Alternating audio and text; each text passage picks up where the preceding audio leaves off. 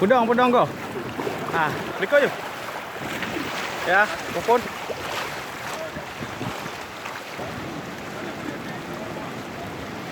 Ya, popon strike hari ini.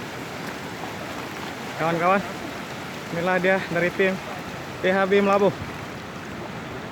Ini dia para pemancing, angler.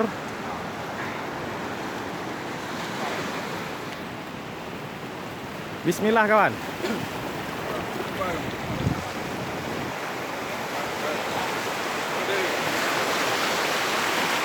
Terus.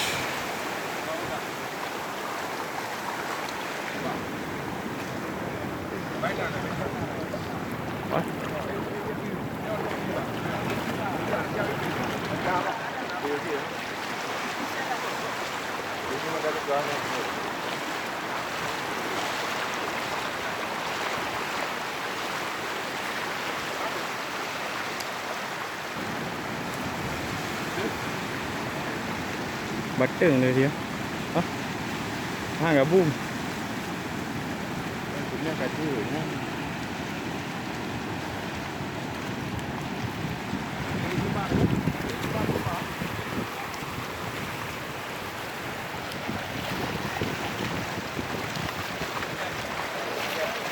Tarik je. Pedih, wati. Kali. Wati je. Tarik je.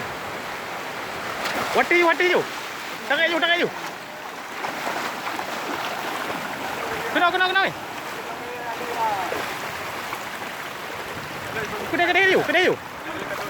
Gagak bang. Kenong. Gagak kenong mata. Kedai je bang. Tik campur dia. Kenong jaro.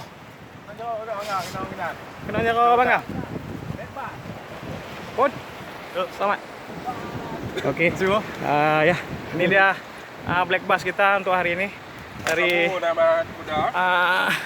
Mr. Popon atau panggilan akrab Ariel Peter Pun. Hati-hati kawan.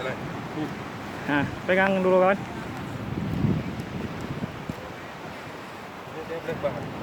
Black bass untuk hari ini.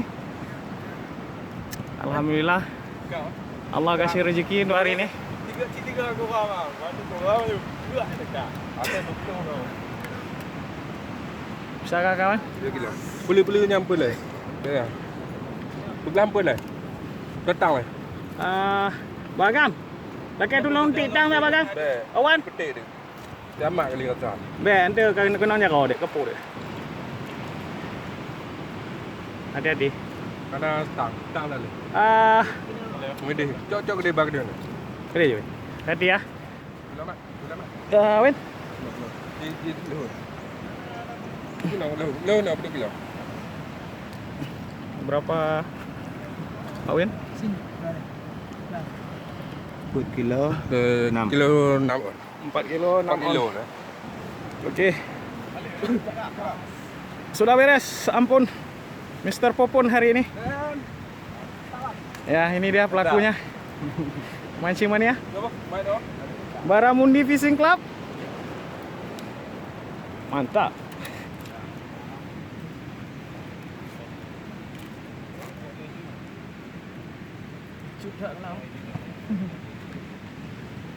Arsen cuma sigau no Arsen.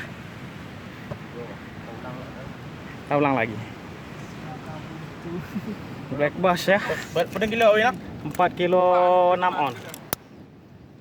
4 kilo 6 on pun.